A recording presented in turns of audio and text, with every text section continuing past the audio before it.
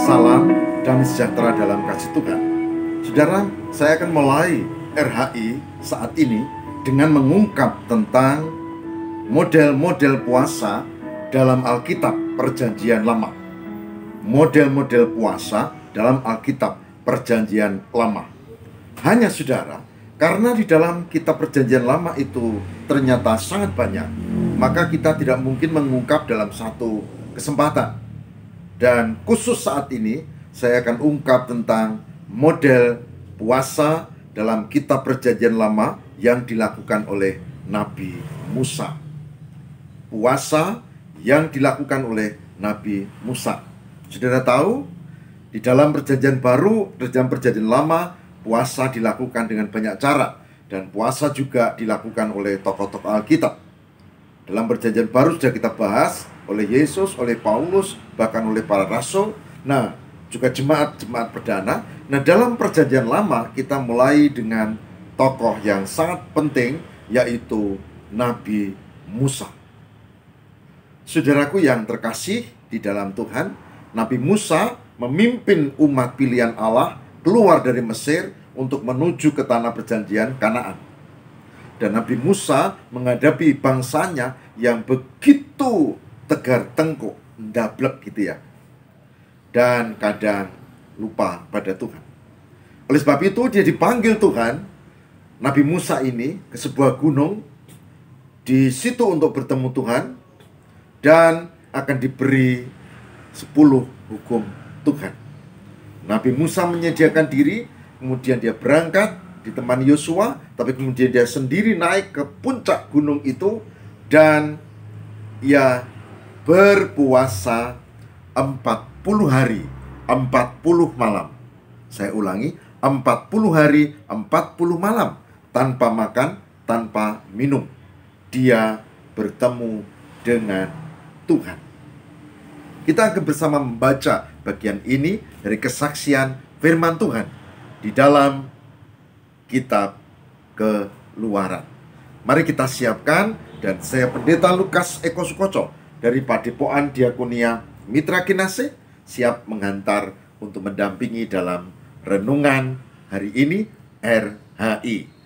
Tuhan memberkati. Marilah kita membaca Keluaran 24 ayat 12 sampai dengan 18. Keluaran 24 ayat 12 sampai dengan 18. Yang demikian sabdanya.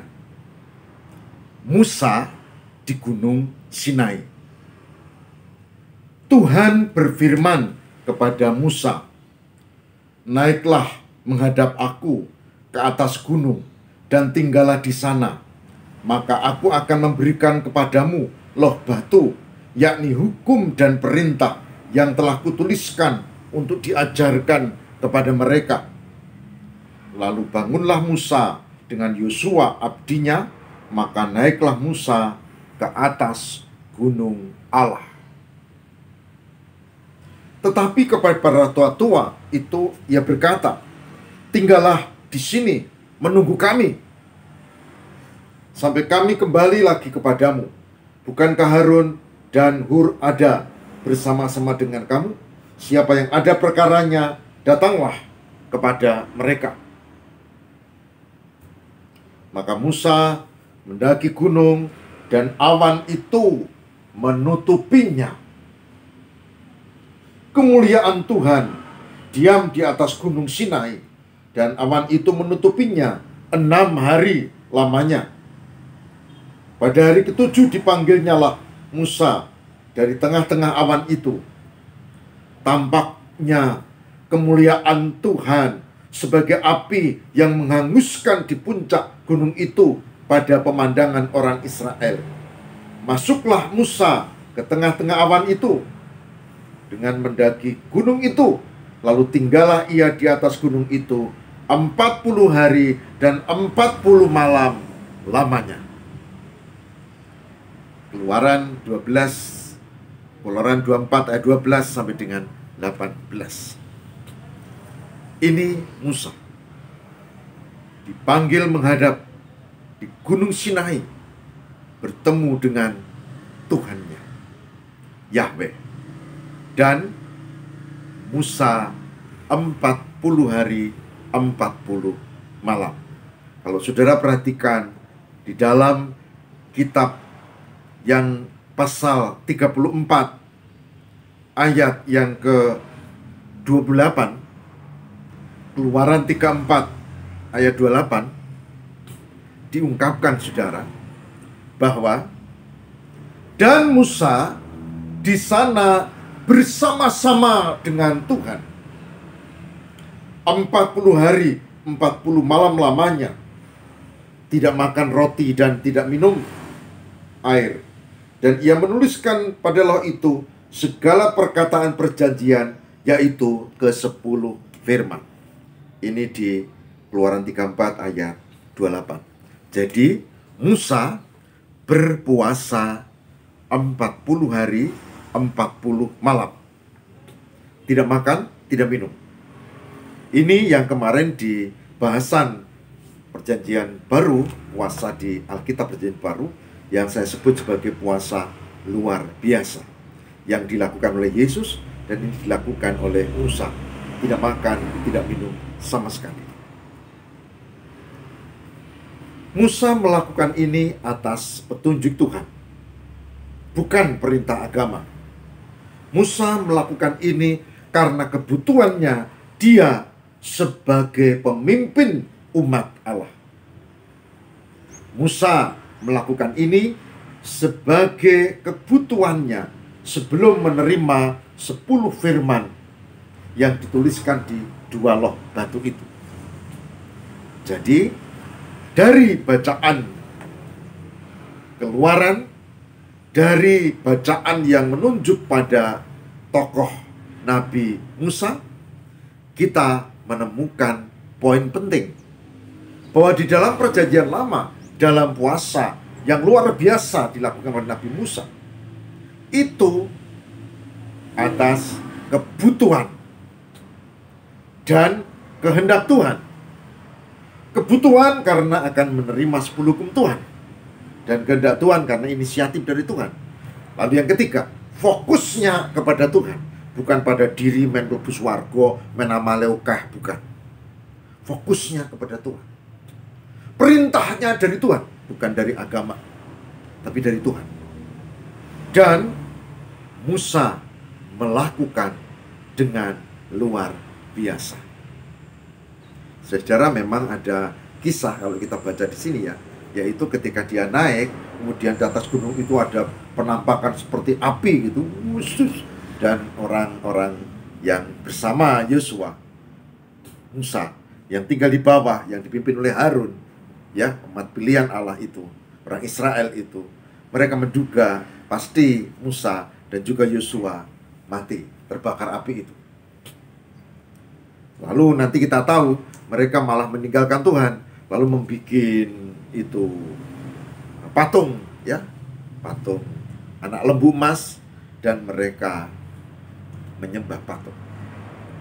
Saudara-saudara, kita lihat satu sisi pemimpinnya serius untuk mendekat pada Allah, melakukan puasa luar biasa, tapi di sisi lain umatnya justru meninggalkan Tuhan. Tapi ini dicatat dalam Alkitab supaya kita mengerti bahwa ada model puasa yang luar biasa yang atas kehendak Tuhan bisa dilakukan. 40 hari 40 malam tidak makan, tidak minum, puasa total. Mungkin saudara kita agak sulit melakukannya, tapi kalau itu dikehendaki Tuhan, tentu bagi Tuhan tidak ada yang mustahil.